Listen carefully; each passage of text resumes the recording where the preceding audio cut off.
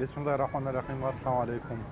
نن میجا ټکسلا واکینډ ترغلی اماوا نوی یونټ پلوسیجی انشاءالله کا خیر و.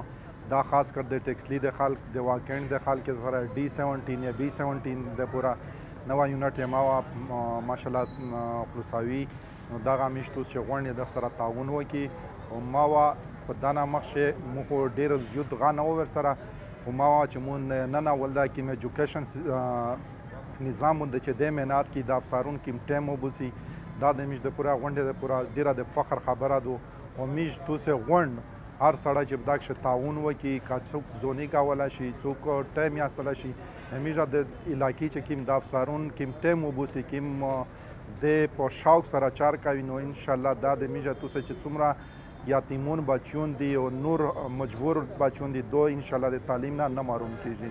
ډیره مهرباني ډیره شکریہ.